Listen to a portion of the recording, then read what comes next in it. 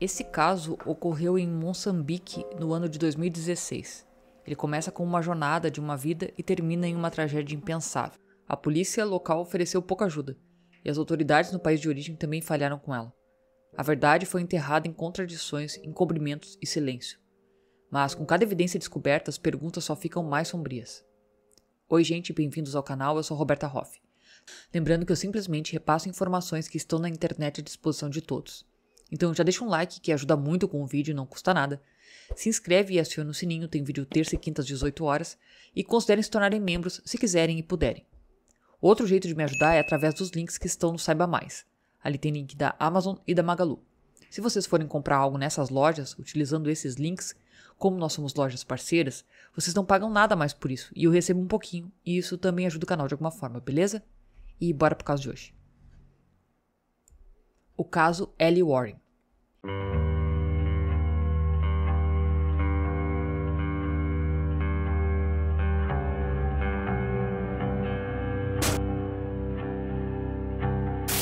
Ellie Rose Warren nasceu no dia 24 de junho de 1996, em Melbourne, Austrália. Ela era a filha do Paul e da Nicole Warren. A Ellie passou a infância em Mullock, um subúrbio costeiro da cidade, onde foi criada em uma família amorosa e aventureira. Os Warren frequentemente viajavam dentro da Austrália e para o exterior, alimentando a paixão da Ellie pela natureza e pela vida selvagem. Aos 15 anos, durante uma viagem em família à África, em 2012, ela desenvolveu uma profunda admiração pelas pessoas e pela diversidade da vida selvagem do continente. Segundo o pai, essa experiência deixou uma impressão duradoura, inspirando ela a explorar o mundo ainda mais. Ao retornar à Austrália, ela decidiu viajar por diferentes países depois de terminar o ensino médio. A Ellie assumiu vários empregos para financiar as jornadas dela.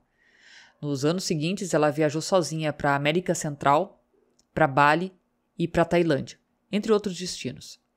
Ela também equilibrou a ambição com o seu amor pela exploração.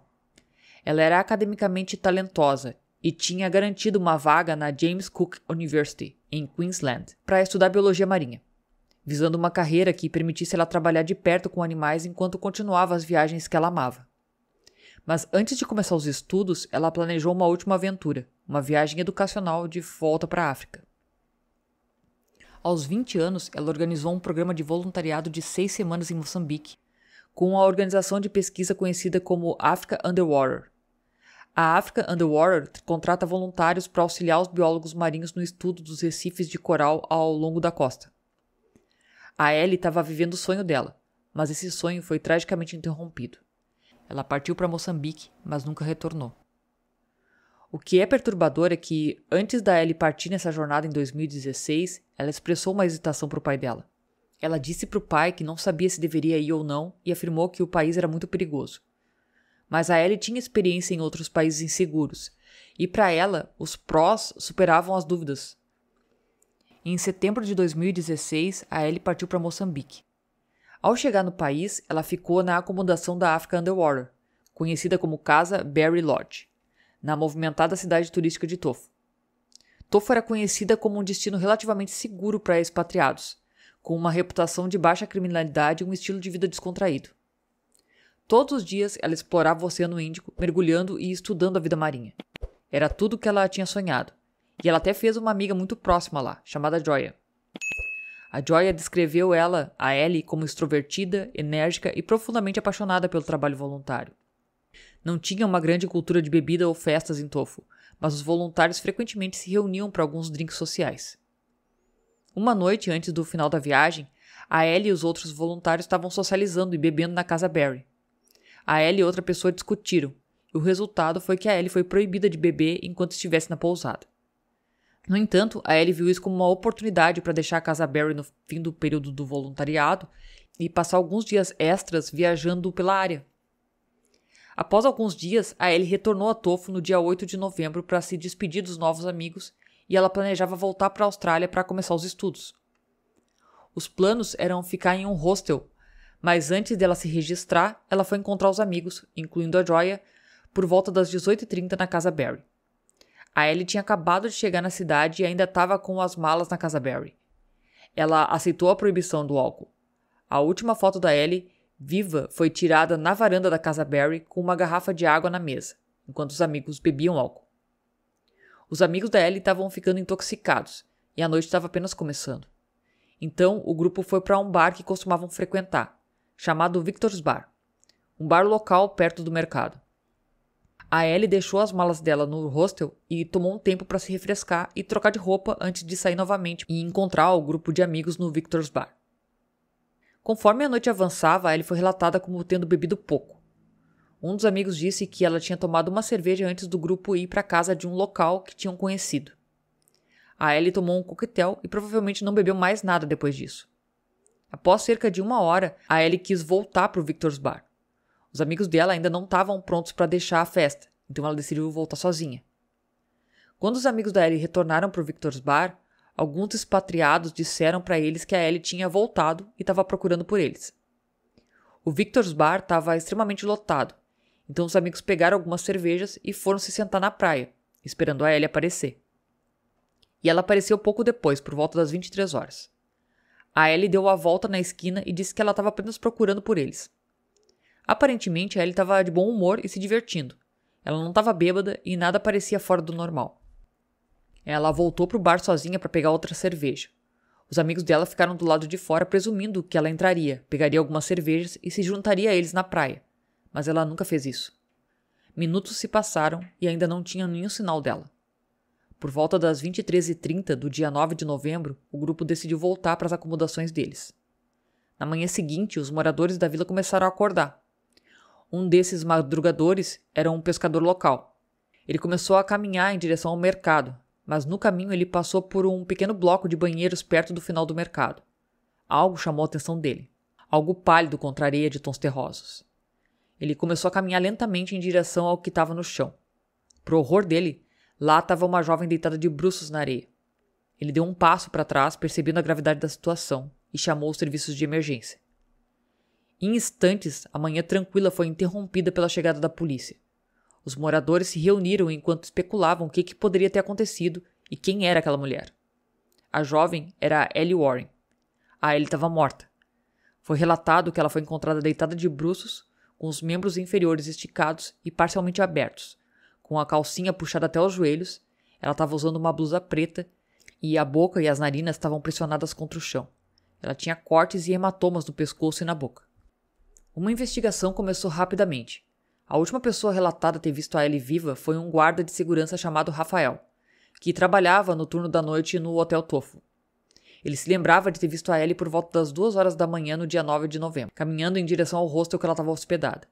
Isso era muito incomum para Ellie, porque ela não costumava sair sozinha e ficar fora por horas sem se comunicar com os amigos. Ele disse que ela estava sozinha e parecia estar muito intoxicada. Ele então viu ela alguns minutos depois, voltando do hostel e indo em direção à área do mercado. A Polícia de Investigação Criminal de Moçambique chegou à cena do crime, isolou a área e conduziu uma inspeção. Enquanto isso, a família da Ellie foi informada da notícia. Agora é onde o caso se torna extremamente estranho. Imediatamente após a morte da Ellie, em novembro de 2016, um porta-voz da polícia disse que a morte dela foi súbita e inexplicável, sem sinais visíveis de violência ou agressão sexual. Uma autópsia foi então realizada em Moçambique no dia 9 de novembro de 2016. Essa autópsia sugeriu que a Ellie havia morrido de asfixia devido à inalação de areia. O relatório sugeriu que ela tinha caído de bruços na areia e inalou areia, levando ela à morte. Eles observaram que não tinha sinais significativos de trauma externo ou agressão sexual. No entanto, a causa exata do colapso permaneceu indeterminada. Em resposta a essa notícia, o governo australiano encarregou um homem chamado Blake Gray de viajar para Tofu para coletar informações em busca de respostas sobre o que tinha acontecido. O Blake conversou com vários moradores, incluindo o pescador que tinha descoberto o corpo da Ellie. O homem tinha tirado uma foto da cena do crime, mas não conseguiu compartilhar ela eletronicamente. Em vez disso, o Blake tirou uma foto da foto. Isso significava que a imagem do Blake estava desfocada. O Blake também conversou com outro morador que trabalhava na Peri Peri Dives, chamado Steve. O Steve foi uma das primeiras pessoas a chegar na cena após o corpo da Ellie ser descoberto, e foi ele quem identificou ela inicialmente. O Steve disse a Blake que acreditava que aquilo não foi um acidente. Ele explicou que acreditava que a Ellie havia sido assassinada. Ele continuou dizendo a Blake que a areia na boca da Ellie parecia ter sido compactada com força, como se alguém tivesse enfiado areia na boca dela e pressionado. No dia 16 de novembro de 2016, o corpo da Ellie foi levado à África do Sul. Lá, outra autópsia foi realizada. Essa autópsia foi consistente com a anterior, concluindo que ela havia morrido de asfixia por inalação de areia. No entanto, o médico descobriu que a Ellie havia inalado uma quantidade significativa de areia enquanto ainda estava viva, mas a areia estava compactada a tal ponto que se assemelhava a concreto. Isso sugeria um ato deliberado, porque a força necessária para empurrar a areia para o esôfago era inconsistente com a inalação acidental. Um relatório toxicológico também foi realizado, que não encontrou evidências de substâncias ilegais no corpo dela. Até então, as evidências apontavam para ela ter sido brutalmente forçada a engolir areia, mas as circunstâncias exatas de como a areia entrou no sistema respiratório dela permaneceram um mistério, e se foi ou não um assassinato não pôde ser concluído pela equipe. Agora é onde as coisas ficam ainda mais confusas, estranhas e frustrantes. Um investigador da Polícia Federal Australiana chamado N. L. Scrutin viajou para Tofo para examinar a cena do crime e o corpo da Ellie. Esse investigador tirou a fotografia, coletou uma amostra de areia do banheiro e da área do mercado. No dia seguinte, ele viajou para a África do Sul e examinou o corpo da Ellie. Ficou claro para esse investigador que a areia que ele tinha coletado da cena do crime não era a mesma areia que estava alojada na boca da Ellie. Isso mostrou que algo sinistro tinha acontecido e forneceu evidências factuais de que a areia que foi colocada na boca e nos pulmões dela vinha de outro lugar. Portanto, não apenas ela foi violentamente morta ao ser forçada a engolir areia, mas isso ocorreu em outro lugar. Então ela foi levada e jogada nesse lugar. Em seguida, uma terceira autópsia foi realizada na Austrália, após o corpo da Ellie ter sido repatriado no dia 22 de novembro de 2016. Novamente, a areia foi encontrada nas vias aéreas, mas o relatório da autópsia australiana concluiu que não tinha evidências suficientes para provar que um assassinato tinha ocorrido e concluiu que a causa da morte era indeterminada. Portanto, temos um grande corpo de evidências factuais indicando que a Ellie foi brutalmente assassinada, mas nenhum relatório de autópsia quis se comprometer a chamar as coisas pelo nome. Durante todo esse tempo, a família Warren estava ficando impaciente. Eles acreditavam que a Polícia Federal Australiana e a Polícia de Moçambique não estavam fazendo o suficiente. No dia 25 de novembro, uma foto clara da cena do crime foi enviada pelo pescador às autoridades australianas. A foto mostrava claramente cortes, hematomas e as roupas rasgadas da Ellie, o que era mais uma evidência de que teve uma luta violenta. No entanto, as autoridades australianas não agiram. Apesar de terem essa imagem crítica, eles esperaram pelo relatório de Moçambique, sem oferecer nenhuma ação ou assistência às autoridades de Moçambique. Com isso, a família Warren foi deixada no escuro. Eles nunca foram informados sobre as evidências contundentes que sugeriam que a morte da Ellie foi violenta. Agora vem a parte extremamente frustrante. Nos meses que se seguiram à morte da Ellie, a polícia de Moçambique continuou investigando, mas foi apenas em abril de 2017, 6 meses após a morte dela, que eles finalmente enviaram às autoridades australianas as primeiras conclusões formais da polícia. Esse relatório de 2 páginas concluiu que a Ellie havia morrido de uma overdose de drogas. Isso, apesar de um relatório toxicológico ter sido realizado e que concluiu que nenhuma substância foi encontrada no corpo que indicasse que ela tinha morrido de uma overdose. As autoridades australianas presumiram que isso era apenas um erro e solicitaram que eles remitissem o relatório. 4 dias depois, no dia 20 de abril, outro relatório policial chegou afirmando que a causa da morte poderia ser homicídio. Esse erro lançou sérias dúvidas sobre as autoridades de Moçambique. Por que o primeiro relatório tinha sido redigido, se não para enganar as autoridades australianas? Eles fizeram um relatório que ignorou as próprias conclusões técnicas da autópsia e fotografias da cena do crime? Isso levantou a questão. Eles estavam tentando enganar o governo australiano e fechar o caso silenciosamente? A família Warren estava furiosa com razão e se recusou a aceitar as contradições. Mas as frustrações não pararam por aí. A Polícia Federal Australiana estava ciente de ambos os relatórios e recebeu os 2. No entanto, apesar de terem sido informados sobre a conclusão de homicídio, eles não agiram. Um pedido formal que permitiria que as autoridades australianas ajudassem na investigação é chamado de pedido de assistência mútua. Só que esse pedido de assistência mútua nunca foi enviado.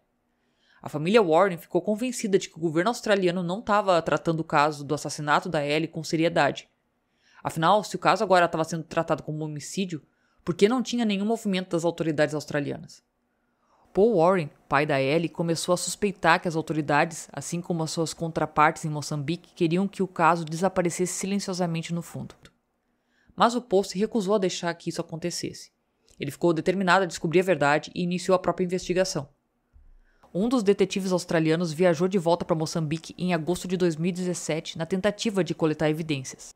Esse detetive solicitou fotografias da cena do crime, mesmo que as autoridades australianas já tivessem uma foto clara mostrando o que precisava, tirada pelo pescador que encontrou o corpo dela. Quando o detetive solicitou essas imagens, a polícia de Moçambique alegou que elas estavam armazenadas em um celular quebrado. Em resposta, o detetive forneceu dinheiro local para consertar o celular e recuperar as imagens. Só que essas fotografias nunca foram oficialmente entregues. Guardem essa informação. O pai da Ellie, o Paul, viu que o caso tinha esfriado e decidiu tomar as coisas nas próprias mãos. Em outubro de 2018, ele viajou para Moçambique, refazendo os últimos passos da filha. Ele colocou cartazes em Tofo, pedindo aos moradores que se manifestassem com qualquer informação que tivessem. Em apenas 2 dias, ele foi contatado por um homem local que tinha uma foto clara de alta qualidade do corpo da Ellie, tirada logo após ela ter sido descoberta. Essa imagem mais clara revelou evidências cruciais que nunca tinham sido divulgadas à família Warren. A blusa da Ellie tinha sido rasgada do ombro até o lado direito, o que sugeria fortemente uma luta violenta. O Paul também conversou com 2 moradores que estavam perto da cena do crime logo após o corpo da Ellie ter sido encontrado. E o que esses 2 homens disseram para o Paul levantou alarmantes inconsistências. Eles lembravam do corpo da Ellie em uma outra posição daquela mostrada na foto tirada pelo pescador. Segundo eles, a Ellie foi encontrada inclinada para frente, em uma posição que eles descreveram como semelhante a uma oração muçulmana, com o rosto pressionado contra o chão. No entanto, a foto da cena do crime tirada pelo pescador mostrava o corpo estendido de bruços. Isso indicava fortemente que alguém tinha movido ela após ela ser encontrada, potencialmente para encenar a cena. O Paul suspeitou que a polícia estava tentando ajudar em algum tipo de encobrimento. O Paul então se reuniu com o oficial encarregado do caso da Ellie em Tofo. Durante essa conversa, o policial fez uma admissão chocante. O policial disse que a Ellie provavelmente havia sido assassinada em outro lugar e então movida para o bloco de banheiros onde o corpo foi descoberto. Ele explicou que a areia encontrada na boca dela não correspondia à areia da cena, o que significava que ela havia sido forçada a inalar ela em um outro local, assim como o Scrutin tinha concluído. Essa única declaração contradizia anos de relatórios oficiais, nos quais as autoridades australianas afirmavam que a área do banheiro era a cena do crime. Isso significava que alguém havia deliberadamente realocado o corpo para aquela área pública, potencialmente para fazer a morte dela parecer acidental. A polícia australiana sabia dessa teoria, mas nunca relatou isso para a família Warren. O Paul ficou furioso e começou a confrontar a Polícia Federal Australiana e exigir respostas. Quando os e-mails dele foram ignorados, ele começou a copiar funcionários do governo nas mensagens, forçando uma resposta. Em março de 2019, a Polícia Federal Australiana finalmente respondeu, mas, em vez de abordar as preocupações dele, eles advertiram o Paul para parar de enviar e-mails em massa, alegando que isso poderia comprometer o processo diplomático. Para o Paul, isso confirmou o pior medo. A polícia australiana queria que o caso desaparecesse silenciosamente. Então, em março de 2021, houve outro avanço. O Paul recebeu uma dica de uma mulher que tinha visitado Tofo recentemente. Ela relatou que os moradores sussurravam sobre um homem chamado Tony, uma figura poderosa no crime e no comércio de drogas da área. Segundo essa mulher, os filhos dela tinham ouvido uma conversa de que o Tony era acusado de estar envolvido na morte da Ellie. A mulher descreveu o Tony como coberto de tatuagens, incluindo uma lágrima no rosto, e afirmou que ele era extremamente perigoso. Com essa pista, o Paul se uniu ao investigador particular alemão conhecido como Mad Mick. O plano era lançar uma operação secreta. Eles encontraram uma mulher para se infiltrar no círculo de Tony, na esperança de obter uma confissão. Ao longo de várias semanas, ela gravou várias conversas, embora nenhuma delas mencionasse diretamente a Ellie. No entanto, conforme a operação progredia, a mulher ficou cada vez com mais medo. O Tony era paranoico e imprevisível. O risco se tornou grande demais e o Paul e o Mick cancelaram a operação antes que ela pudesse pressionar por mais detalhes. Em 2021, após anos de beco sem saída, a mãe da Ellie contratou um advogado em Moçambique, forçando as autoridades a reabrirem o caso. Isso levou a outro grande avanço. Em maio de 2023, as autoridades de Moçambique oficialmente declararam a morte da Ellie como homicídio, não apenas em um relatório policial, mas em um anúncio público. Eles até identificaram possíveis suspeitos, mas afirmaram que não havia evidência suficiente para fazerem prisões. Então, em dezembro de 2023, o inquérito australiano sobre a morte da Ellie foi concluído. O legista do estado de Victoria reconheceu que o homicídio era possível, mas se recusou a oficialmente declarar como assassinato, citando a falta de provas definitivas. Apesar das esmagadoras evidências, incluindo a análise da densidade da areia, inconsistências na cena do crime, testemunhos oculares e a diferença na areia encontrada na boca da Ellie em relação à da cena do crime, o legista parou antes de declarar que houve um crime. Essa decisão foi um golpe duro na busca por justiça. As autoridades em Moçambique haviam explicitamente declarado que esse caso era de fato um homicídio, mas a Austrália se recusou a apoiar elas. Tragicamente, isso enfraqueceu o caso no exterior, tornando ainda menos provável que Moçambique continuasse investigando ou processando os suspeitos. Em fevereiro de 2025, o pedido de assistência mútua ainda não tinha sido enviado, apesar de ser uma ferramenta essencial para a cooperação internacional. Paul Warren continua lutando pela verdade. Se ela ainda estivesse viva, a Ellen Warren seria uma bióloga marinha bem-sucedida de 28 anos, viajando pelo mundo. Não há dúvida sobre isso. Em vez disso, a sua vida foi tragicamente interrompida, e o governo dela quer varrer o caso para debaixo do tapete, permitindo que o assassino ou assassinos permaneçam livres. 9 anos após a morte da Ellie, o caso permanece sem solução. Eu achei interessante a menina estar em uma posição vulnerável, com as calças abaixo do joelho, camisa rasgada, jogada no chão, com muita areia nas vias respiratórias, isso ser considerado um acidente. Para mim, ela tinha sofrido abuso sexual logo de cara, mas parece que nada aconteceu e ela simplesmente desfaleceu na areia. Deixem nos comentários o que vocês acharam desse caso. Eu tô bem revoltada, principalmente com as autoridades australianas que não se mexeram para fazer nada. Bom, gente, esse foi o caso de hoje. Obrigada por terem visto o vídeo até aqui. Caso não seja inscrito, se inscreve. Acione o sininho para receber notificações de vídeos novos. Deixa um like no vídeo, não custa nada, ajuda muito. Compartilha se conhece alguém que gosta desse tipo de conteúdo. E lembrem-se, se cuidem, fiquem bem e beijos.